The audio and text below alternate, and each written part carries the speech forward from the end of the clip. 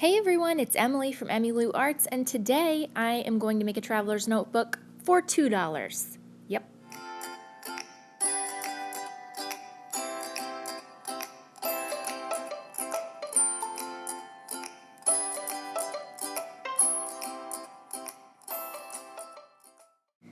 Okay, I'm at my mom and dad's and there's a leaf blower thing in the background, so it's going to be what it's going to be. I apologize. So, for this, you need to go to the Dollar Tree and you need to buy one of those plastic binders.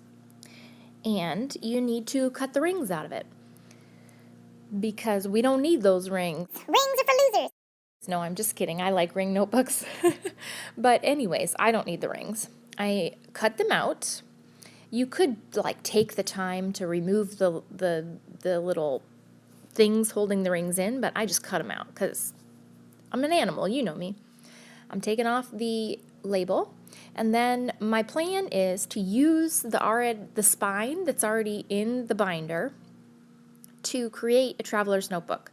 So what I'm going to do is take my big giant ruler and cutter, and as per usual, my big old head is going to be in the way, but I'm measuring out a B6 notebook, so 5 by 7, and no, 5 by 7 is A6.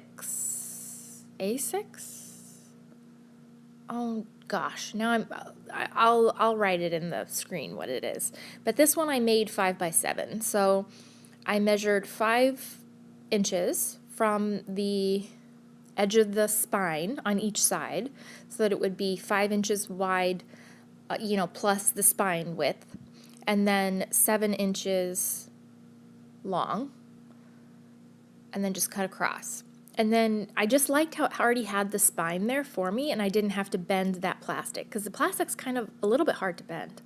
And then I took my ruler and my awl, which is like a hole puncher, and I just eyeballed some holes. I decided to make this one to fit like 3 elastics. I think I put 3 holes across the bottom, and then I put 1 in the center and then 3 holes across the top.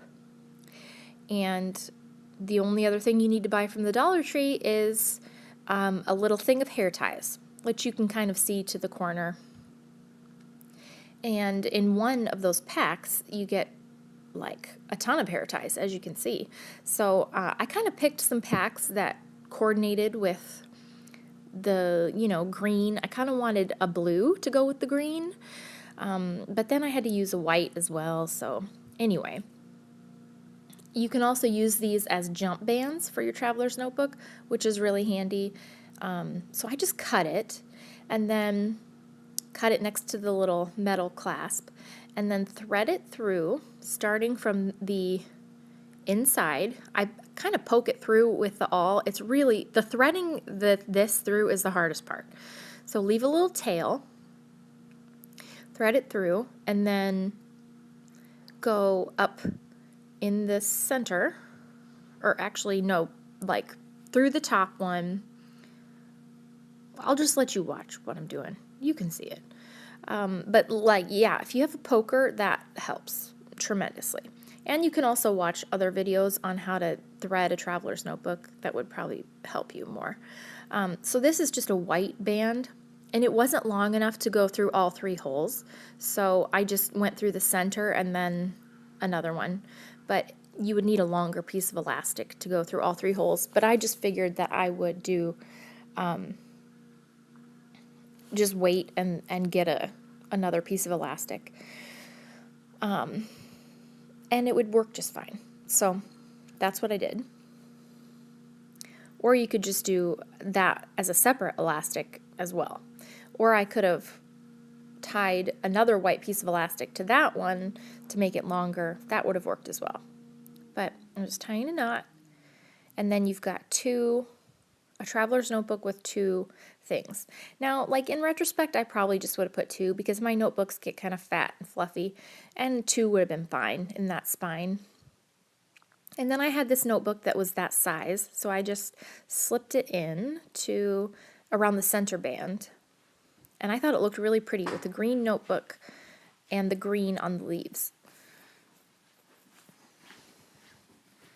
And then you can see, this notebook I should have trimmed down because it is the exact size of the notebook that I cut out. It was exactly 5x7, so there isn't any extra room. So I'll probably later trim a little bit off that notebook so that I have room to make tabs and, you know, fun stuff in there.